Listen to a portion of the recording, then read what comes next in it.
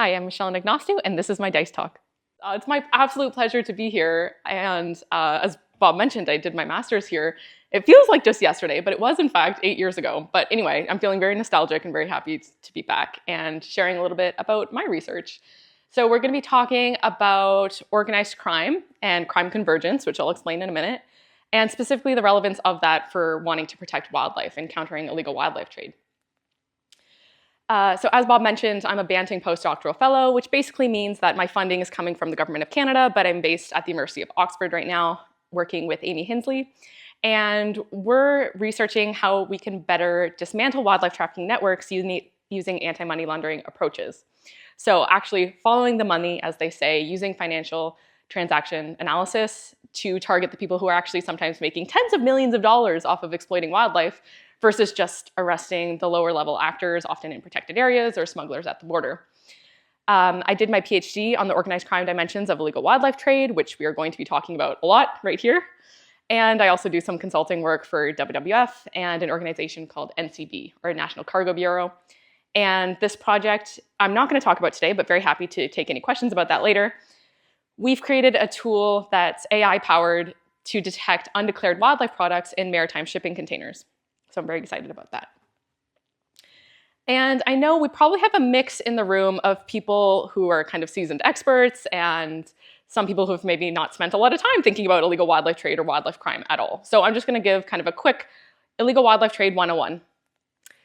So it's important to keep in mind that ever since humanity started engaging with each other as groups, we've been dependent on wildlife trade. We have long depended on trading plants and animals for food, for shelter, for clothing, for medicine, for entertainment, for use in warfare even. Even the use of powdered rhino horn goes back over a millennia. So wildlife trade has long been done without necessarily really detrimental impacts on the environment or people. Of course, there's a big however here, which is that the way we are currently doing things is having massive, massive consequences. So the modern overexploitation and excessive illegal trade in wildlife is really impacting habitats, ecosystems at the most obvious level, leading to species decline in the wild, and we have some links now to species extinctions, but also harming communities that might depend on wildlife for subsistence use, for cultural use, spiritual value, maybe businesses that depend on having healthy habitats and ecosystems like ecotourism, the spread of invasive species, spread of zoonotic diseases. Of course, that one's one that we should all be very well versed in now after the pandemic. And there was a 2024 meta-analysis published in Nature that found that of all the possible global drivers of infectious disease outbreaks, biodiversity loss is the #1 driver, even outcompeting climate change. So unfortunately, we are headed right down the path of more pandemics. And there's very serious animal welfare concerns for animals that are exploited in trade, and it fuels systemic corruption, undermines law enforcement, and undermines the rule of law. Now, an introduction into organized crime. What do we actually mean when we say that?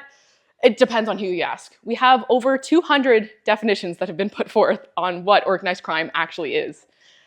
These are some of the key characteristics that they tend to have across the board. So some sort of governance structure, not necessarily defining exactly what that looks like, a level of sophistication, continuity to their operations, alliances with political and business elites, basically relying on corrupt officials often, and the use of violence and money laundering are often key features. Unfortunately, a global analysis is finding that organized criminality has a widening gap with countries' abilities to actually mitigate this issue. So basically, organized crime is on the rise and our ability to mitigate it is not keeping pace. And one thing I want to note here is the siloed approach to addressing crime. So governments often have separate groups for dealing with different types of crime. So we have maybe a gangs unit, drug enforcement, wildlife enforcement, maybe cybercrime, maybe white-collar crime, child abuse, etc. Now we layer on top of that geographically defined jurisdictions. So you might have the municipal level, the province, county, state, national, regional within countries, and then regional with multiple countries considered. So essentially, we have all of this really relevant information on crime, and it's just scattered across all of these silos. And so we all have different pieces of the puzzle, and people aren't necessarily looking at the whole picture. So how organized is illegal wildlife trade? The thing I just want to note here is that not all illegal wildlife trade is actually highly organized. You do have your mom and pop kind of pet shops, you have your informal networks, even disorganized networks, as some people call them. That's just not what I focus on though. So for my research, I do focus on the more sophisticated networks, which is what we're going to be talking about here. So just to kind of whet your palate, this is a quote from a law enforcement official that I interviewed, and this was pertaining to rhino trafficking network in South Africa. And he was talking to a defense lawyer for an arrested offender that this defense lawyer was representing. And so he said to him, the law enforcement official said this, "One of these junior defense lawyers once told me that someone phoned him and said, 'You have to go in there and represent those people.' But yeah, he didn't really feel like it. This is like an hour later, his secretary comes up to him and says, 'Sir, here are the cars that you must use.' And it was keys to a Porsche vehicle that were now in the basement of his office ready for him to use, just to try to convince him to take this wildlife crime case." So that's kind of more the level that I focus on in my research. Now, I want to talk a bit about a historical example, not too far back, just to the 70s, Angola. This is around the time that South Africa first started getting accused of state-embedded wildlife trafficking. And it's also around the time that we had countries that were fighting for their independence in the region. So Namibia, Angola. In Angola, there were three big rival groups that were having a civil conflict. So there was the MPLA. They were communists. That's important. I'm going to come back to that. This is the party that won, and they're still the ruling party of Angola. But they were fighting these rivals, UNITA and FNLA. Both UNITA and MPLA were trafficking ivory to fund their arms purchases around the country, and they were also killing elephants for meat in remote parts of the country.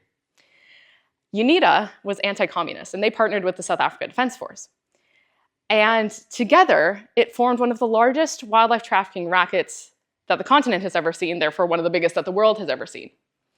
And they were trafficking ivory using military vehicles, using military helicopters, and issuing them with veterinary permits and making them look legitimately owned by military personnel so that they could be legally exported to East Asian markets. And in the decade that the South Africa Defense Force partnered with UNITA, it's been estimated that 100,000 elephants were killed in Angola. So populations were absolutely decimated. And there was also ties to illegal drug trade and illegal arms trade and illegal timber. So an internal inquiry with the South Africa Defense Force said, okay, yeah, we did poach 500 elephants. But investigative journalists visited one warehouse and found at one place at one time over 3,000 tusks and 700 rhino horns. So this was a really, really big operation. Now, I mentioned communist, anti-communist. Why am I bringing that up? The Angola Civil War quickly became a proxy for the Cold War, which meant that everyone wanted to get involved. So you had the US and the Soviet Union and China, Zaire, and Cuba, and everyone started sending aid to the group that they supported. So the CIA was funding and training UNITA, and communist nations were supporting the MPLA. And the Cubans also sent a bunch of troops, including this general, Ochoa Sanchez. And he ended up being investigated for trafficking ivory. Of course, they also got involved in this big business. And he was also accused of trafficking diamonds. That's where the investigation started. As it continued, they found that he was also accepting payments for cocaine pickups and drop-offs in Cuban waters from none other than, we know who that is? Pablo Escobar. And similarly, notorious drug trafficking dictator of Panama, Noriega. And so we started with an Angolan bush war, and now we end up with Pablo Escobar, whose network also trafficked in wildlife, by the way. All this to say, what are the key takeaways here? With this one example, we have a microcosm of violence against humans, guerrilla warfare, illegal trade in arms, illegal trade in drugs, wildlife, mined goods, corruption, document fraud, illicit financial flows, and grand corruption on multiple continents, and the common thread actually being wildlife. So organized and sophisticated wildlife trafficking is not a new phenomenon. And these converging crimes is not a new phenomenon either. We just are now starting to get ways to conceptualize it and think about it. Also, where there's high value resources, if you're willing to engage in some sort of international legal trade, it just kind of makes good sense to diversify. So people will often just, if you have the infrastructure in place to get something from point A to point B illegally, oftentimes they can be commodity agnostic, as we say. And that when you are willing and able to investigate a complex international criminal network, it may just unravel a lot more crimes than you originally anticipated. So now I've mentioned this term once or twice before, crime convergence. What exactly do I mean by that? Really simply, it's just the intersections of multiple types of criminal activities. And so at some of these high-level talks with a lot of politicians, when they're talking about illegal wildlife trade, you might hear the illegal wildlife trade is perpetuated by the same people committing acts of terror and trafficking in drugs, humans, and arms. And oftentimes that has been said with pretty limited empirical evidence. In some cases, we do have strong evidence to find these convergences, like in Mexico, where there's really, really powerful dominant cartels that are now starting to get involved in wildlife, seeing the value of it, and fisheries in coastal areas. But some scholars have argued that this is kind of just blown out of proportion because people who work in the environmental space want to be able to tap into resources and funding that are set aside for human security concerns. So this was all happening, this debate, when I was doing my master's, and then I thought, well, this sounds like a great PhD. So I wanted to look into it a little bit more. So I started with a big scoping review, trying to find everything we know about this topic, including gray literature. And this just shows you that the topic of crime convergence really started to gain attention 2016, 17, 18. And the green bar is gray literature reporting. The gold at the bottom is peer-reviewed academic studies. So this is a really, really under-researched topic, and the media is just using this narrative a lot, often without necessarily having the proper scientific backing. So, of course, this is understudied for a really good reason. It's very difficult to get data on organized crime activities. It's not directly observable. There's not some nice database that just has data on converging crimes. I asked around a lot because I thought that would have made my life a lot easier. And it's not necessarily easily quantifiable either. So what I ended up doing was some field work and in-person networking in these three places and interviewing law enforcement officials who are dealing with this issue directly and maybe not necessarily allowed to voice their opinions publicly. So I looked at 3 case studies, South Africa, Hong Kong, and Canada. Bit of an oversimplification, but for the most part, different stages of a supply chain, with South Africa being mostly a source for high-value wildlife, Hong Kong being a major transit point, especially for mainland China. But in and of itself, it's also a pretty big destination for illegal wildlife. And Canada's kind of a mixed bag. And Canada would surprise you, actually, for a lot of illegal wildlife. We have really, really high-value wildlife, major transit point, especially if you want to get things into the US. And it's a source that we have affluent communities who are willing to spend sometimes a lot of money on wildlife, including domestic and exotic wildlife. So I interviewed 112 experts and law enforcement officials, investigators, including anti-money laundering analysts, sometimes prosecutors, wildlife enforcement, sometimes drug enforcement, sometimes organized crime police, and civil society experts, and tried to piece together the information that was scattered across those silos I mentioned earlier. And because this is such a global issue, I did talk to people in other highly relevant countries like the US, China, Nigeria, Mexico, Indonesia, Mozambique, and other regional experts. So let's dive into what I found. Drug trafficking was unsurprisingly reported the most for these crime convergences. There were 61 people that noted wildlife trafficking is absolutely intersecting with illegal wildlife trade, but this can manifest in a few different ways. And this is also across all 3 locations. So for example, in South Africa, I had a prompt of different types of illegal drugs that might intersect with wildlife, and investigators would just go, just all of those, Michelle, all of those. So there's really, really tight overlap. And actually with rhino horn trafficking, which escalated a lot, it was actually the drug trafficking networks that really started to have that infrastructure in place, seeing the value of rhino horn. Hang on, people are spending how much money on that? And then getting involved in rhino horn, which has now since escalated into a whole issue of its own, with its own network. And a lot of people say that illegal wildlife trade is something that offenders get involved in from drugs because it's high value, high profit, low risk. That's true. But we've actually seen the opposite direction in multiple regions of the world where people were so successfully trafficking in wildlife and just operating happily along that now they're going, I mean, why not get involved in drugs? And they've made that switch in the opposite direction too. And in some cases, they're actually trafficked together as well. But I think that's the most obvious manifestation of it, and we don't see that too much. Mostly it's this diversified network, which requires kind of more advanced investigations to actually uncover what's going on. But one way that this can look is also barter trade. So, hey, I'm going to give you this much endangered species for this much illegal narcotic in a cashless transfer so that we can kind of avoid financial systems. This was reported, for example, across multiple Canadian provinces where, let's say in the Yukon, they raided a drug trafficker's house and they found polar bear hides and grizzly hides. And this guy's never hunted a day in his life. He just knows that that's got value. And so he was exchanging it for drugs. Or in this case, it was sturgeon, and investigators were surveilling sturgeon poachers. And normally they go and they take it and they put it into the back of the truck. But instead, what they found was they were waiting for an Asian organized crime drug trafficking syndicate to come and take the sturgeon, which they were exchanging for drugs. So there's this barter trade system that happens too. So it's not always the same network, but they can still meet through this system. This is a pretty weird one, I have to say. So this is what's called lion cake, which is maybe not exactly what you want on your birthday.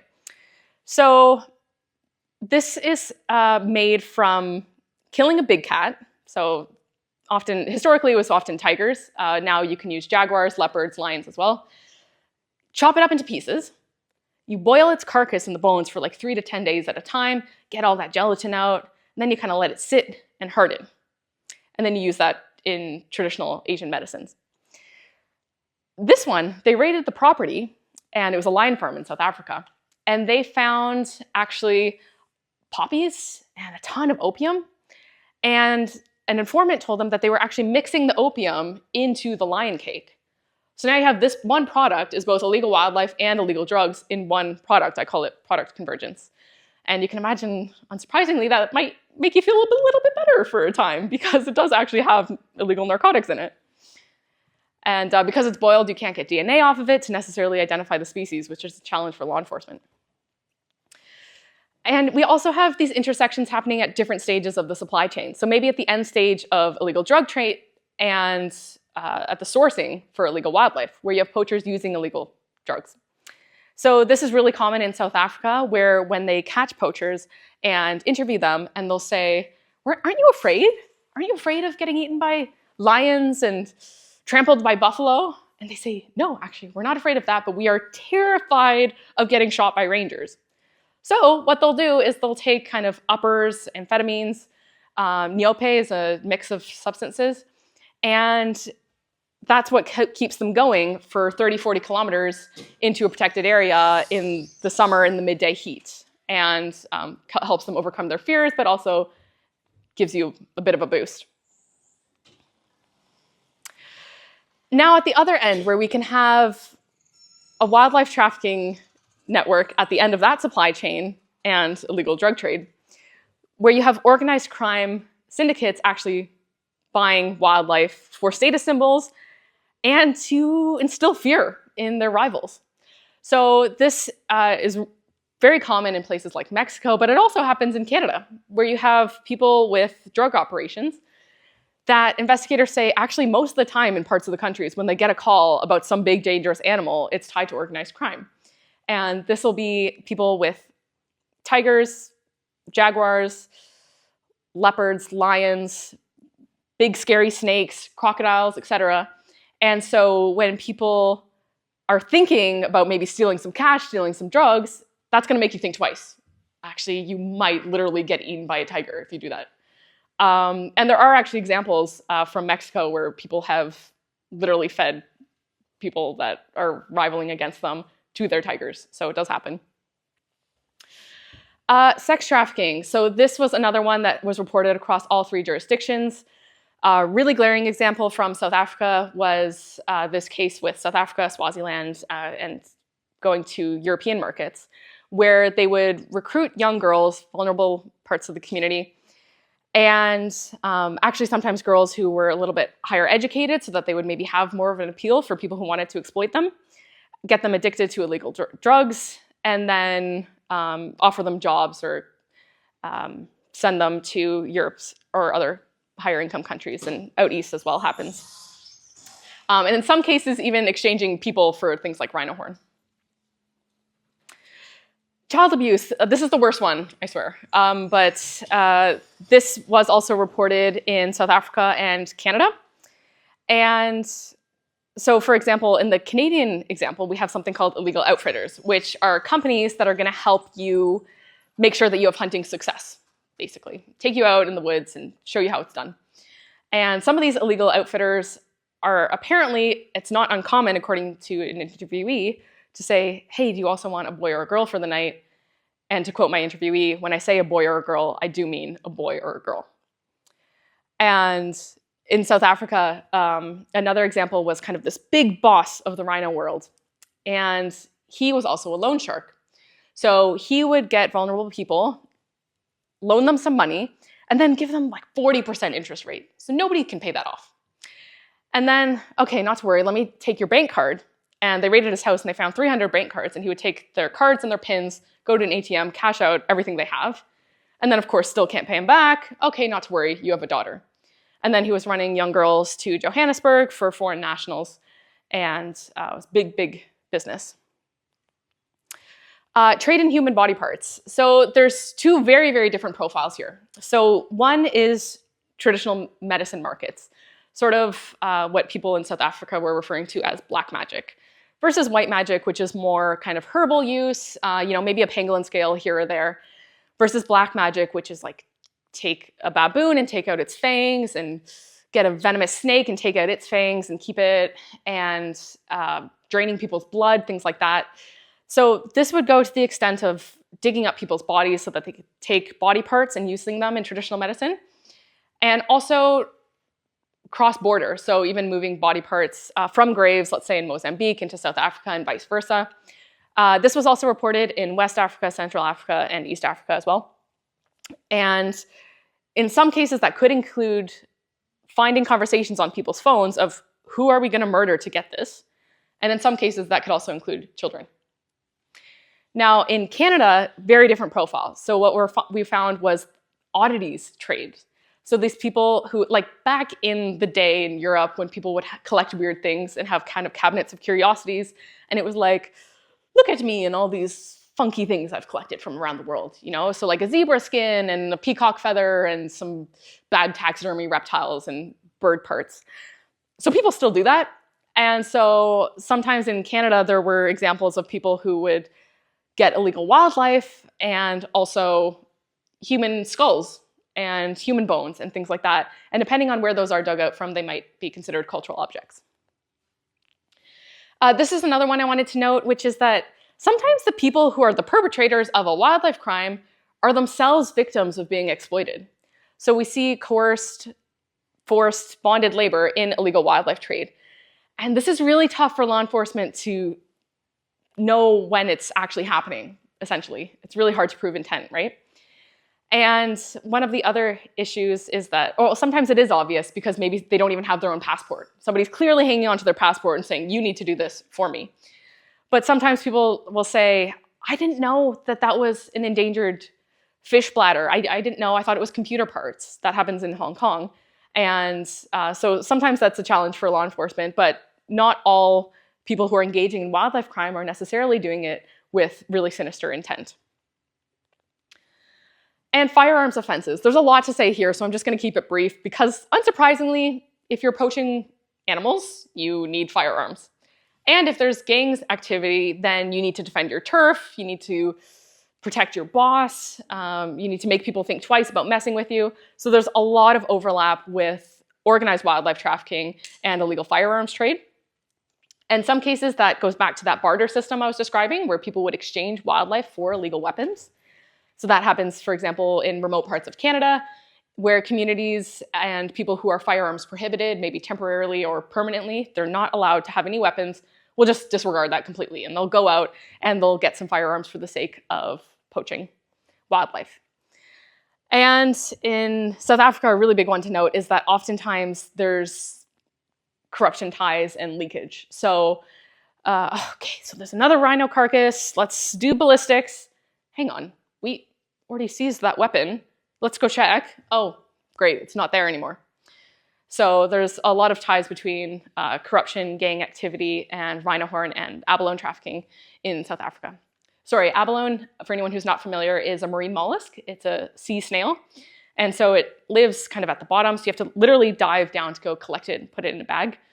I think there's 56 species around the world, but there's one in South Africa that's just thought to be so delicious, and that is really, really well organized crime there. And of course, the locals have tried it though, and they're going, I don't get the fuss, but it doesn't taste that good to us. But for markets in Asia, it's really, really highly sought after. So hopefully I'm making my point. This is maybe half of the convergences that I've reported in my research.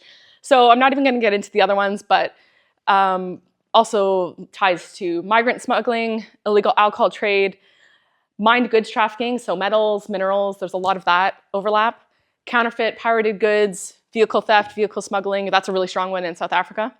And other kind of odd crimes here and there, like breaking and entering to steal firearms. And this can look like a lot of different things as well. So as I've mentioned, we have this barter trade system often.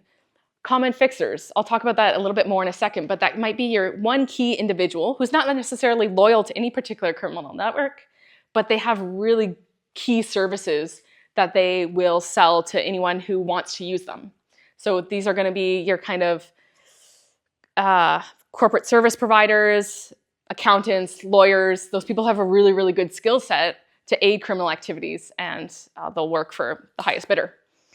Diversification, so these networks that have that infrastructure to move illegal commodities around, now getting involved in a new type of trafficking. Forced and bonded labor, geographic convergences, just ones that are maybe happening in the same place because it's a corruption hotspot with lax law enforcement. Parallel trafficking, so they're trafficked together in the same shipment by the same people. And taxation, so that's your territorial criminal groups that can just impose a tax on anyone who wants to move illegal commodities through their area. So we control that port, or we control that area, like narco paramilitary forces in Colombia, for example. And yeah, sure, you can smuggle your wildlife through, but just give us a bit of the take. And threat finance, which is ties to more politically motivated groups like terrorists, insurgencies, rebel militias, things like that. So just putting all this together, this is sort of the types of trafficking here that I just described, and a whole bunch of other crimes that are reportedly, according to my interviewees, linked to illegal wildlife trade in South Africa, Hong Kong, and Canada. And these are the number of interviewees reported. So as I mentioned, the plant-based drug trafficking coming up the most. One thing I like to emphasize is that crime convergence does not equate to organized crime always. And there can be different levels of sophistication bridging different crime types. So really simply, let's look at maybe low sophistication, drugs, low wildlife. You might have poachers who are also using illegal drugs. How about high sophistication wildlife and drugs? That's going to be your professional money launderers, people who are really making a lot of money for both types of trafficking activities. Now maybe low sophistication wildlife, high sophistication on the drug sides. You might have people who are really doing very well for themselves on drug trafficking that just recreationally poach a black bear or a moose. And high sophistication wildlife, low on drugs, you might have really profitable wildlife traffickers who are just using cocaine recreationally. And now I want to talk a little bit about tactics. So we don't have too much time to get into corruption, marketing, and violence. I'm going to talk about a few others as well. I have a big paper coming out on all of these. But again, if you have questions, please do ask at the end, because I'd be very happy to chat about those things. So at the sourcing level, it's predominantly cash-based in illegal wildlife markets. And this was, again, across the board, mostly dealing in cash because it's less sophisticated, but also it's kind of difficult to detect for authorities. And some cases, having those cash counters. So when law enforcement are doing sting operations, they're pulling out their cash counter to make sure that it's the exact right payment. In some cases, it's really mind-boggling amounts of money where, you know, an abalone warehouse might have floor-to-ceiling stacks of cash and millions of South African rand, or 10 million South African rand in a car coming back from OR Tambo in Johannesburg to Cape Town after sending some abalone off. But it can also link to real estate and automotive sectors. So sometimes they'll do checks on people who they suspect of maybe being involved in some kind of shady businesses. And they'll find that they have 6 luxury vehicles. And they're going, hang on, what do you do for a living? Right? That doesn't add up. Or in South Africa, they often have these really easily recognizable mansions in the community. And you know that person's involved in rhino horn somehow. In Canada, there's this really interesting case study where on the West Coast, the kind of Vancouver area, British Columbia housing market is being artificially inflated from offshore money that's being laundered through those properties. And they're actually finding links to wildlife now. So again, there's a level of sophistication to some of these networks. Professional money laundering. Essentially, I kind of just want to draw your attention to the fact that this exists. So there's people where their whole job is creating money laundering apparatuses for criminal syndicates and selling them. And so these people were found in all 3 jurisdictions again, especially with rhino. Rhino in all 3 were using professional money launderers. And so just a really simple example of this. This could be somebody who's making shell companies that aren't actually really doing anything. Or maybe they're going to use them for 2 to 3 legitimate transactions, so it looks okay. Then they sell them to wildlife traffickers. They do a shipment or 2. And then just as authorities are catching on, it's just poof, it's gone. It ceases to exist. And actually, one thing to note here is that the people who diversify into wildlife from human trafficking and drug trafficking already have this in place, so it's kind of easy for them. This is a very interesting example. So this is informal value transfer systems.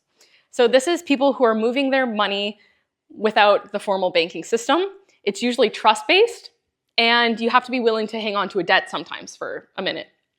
And so this example was using a casino in South Africa, where how it worked was, okay, we're gonna send the rhino horn from South Africa to East Asia, and we're gonna let it leave. That's how we know it's not a sting operation, okay? The rhino horn is gone. Then in exchange, we're not gonna get, a wire transfer. We're gonna get a shipping container full of material goods, right? We're talking the manufacturing hub of the world. Pretty clever, actually. And it could be whatever is requested. So it could be clothing, building materials, just whatever kind of material goods are needed. Then those come to the casino where the import-export company is based. And those goods get delivered to these Chinese-owned shops in the neighboring provinces. Those people sell those goods, get cash back. A collector comes and collects all of that cash all around and then brings it back to the casino. And then that's the system. So how are authorities picking up on that without the use of informants, right? It's pretty difficult. Compartmentalizing. So this is where networks, let's say you're arrested and you want to make a deal with law enforcement.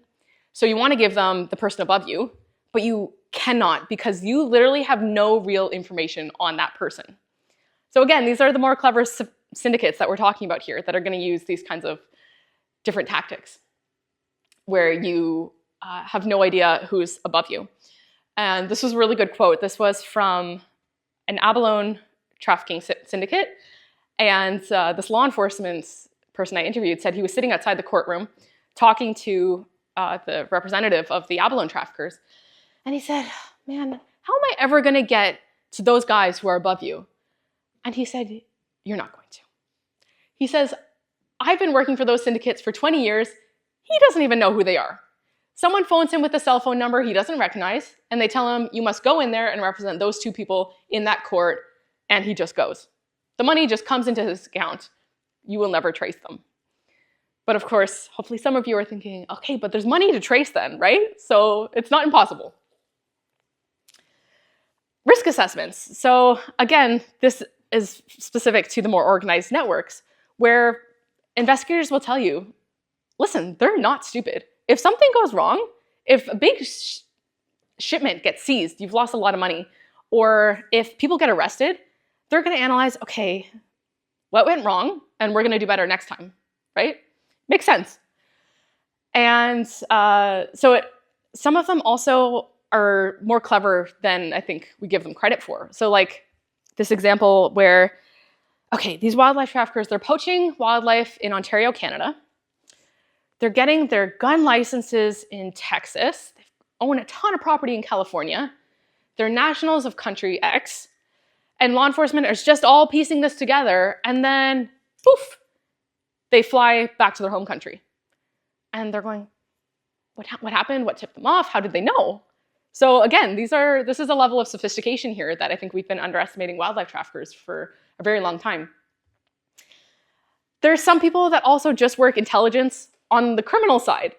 So they just go around, let's say South Africa, gathering information on where the rhinos are, where they are in the reserves, the patrol schedule, how it's accessible, and they'll sell that to whoever wants it. And you pay 25,000 Rand, and okay, here you go, here's the intelligence that you need.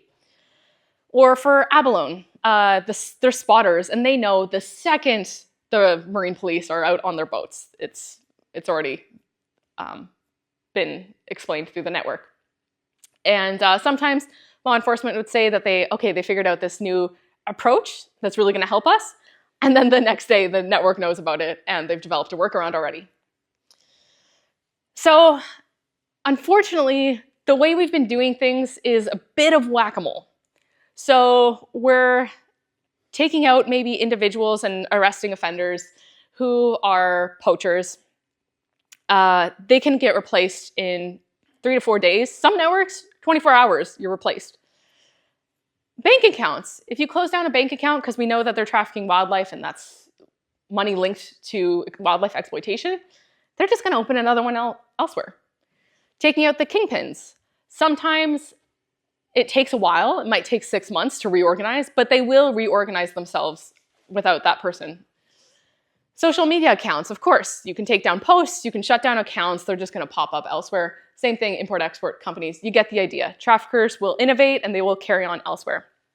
So the point here is that we need more of a sustained pressure and actually an organized crime approach to better protect wildlife. It's a conservation problem, but if we aren't understanding these criminal complexities, we aren't going to get very far. We have also a glaring issue of a lack of prioritization. So basically the dark part here is people who thought that this issue was not adequately prioritized. And you can see that this was the worst in Canada, where law enforcement officials are going, I think because we're Canada, people assume that we have everything under control, but our government is not taking this issue seriously. In South Africa as well, there was a bit more understanding of, we have all of these other problems with gender-based violence and some other types of serious and violent crime activities. What do you do with your limited resources? And then in Hong Kong, some people weren't really sure exactly if the government was doing enough and maybe not as much transparency there. So some of the issues that we're dealing with are, as I mentioned, insufficient support, silos, and information sharing. Sometimes really well-justified ones like corruption-based trust issues, but sometimes you have these issues of like ego and knowledge is power and I don't want to share it because that diminishes my power. Minimal support and awareness from policing agencies as opposed to wildlife enforcement agencies, because policing agencies have way more investigative power and tools at their disposal often to deal with these kinds of problems. Limited financial crime literacy. Money laundering is very complicated. I have learned that the hard way. And often wildlife law enforcement don't necessarily have that kind of financial forensics background. And similarly, people who work at banks don't necessarily understand wildlife crime because that's also very complicated. We have thousands of species in trade from a lot of different countries around the world. And lack of addressing systemic drivers in communities that drive people to get involved in illegal activities in the first place. So I had a big list of 37 solutions identified by my interviewees. I'll just note a couple here. So of course, reducing demand. If there's no demand, then maybe we don't have all of these problems. And increasing staffing of wildlife law enforcement agencies. I would like to see one wildlife law enforcement agency in the world that thinks that they're adequately staffed. And prioritizing at a high level and exerting strong leadership on this issue. So, key takeaways. Crime convergences are complex, and these three examples have very little else in common, but they all have really extensive intersections in their criminal activities that are happening in those jurisdictions. Changing tactics. More and more, we are seeing some of these sophisticated tactics. I've described a few of them, and we can chat more during the Q&A, but they are being used by wildlife traffickers. And so we do need to take this issue a bit more seriously and adopt sort of an organized crime approach where it's appropriate. And more research. Holy cow. This issue of organized crime dimensions of illegal wildlife trade is so understudied, and it's very difficult to study, so it's fair enough that we aren't seeing a lot of peer-reviewed literature, but I think we do need a much better understanding of the organized crime dimensions of it and criminal intersections and ideas on what we can do better. So if you're interested in this topic, these three papers go into a lot more depth, and you can almost read them like part 1, part 2, part 3. So synthesizing knowledge is kind of the theory paper. And I think these are accessible to anyone too. I try and write my papers now so that rangers and law enforcement and can read them and appreciate them and find the relevance in their work. So illegal wildlife trade and other organized crime, that was a big global scoping review to see everything we know about this topic and kind of map it out visually. And then this one is very new. I think it just came out last week. And it was from the empirical side of it with the interviews from law enforcement and explaining those results in more depth, essentially what I've presented today. So thank you so much for listening. I hope you found it interesting. Very happy to take your questions.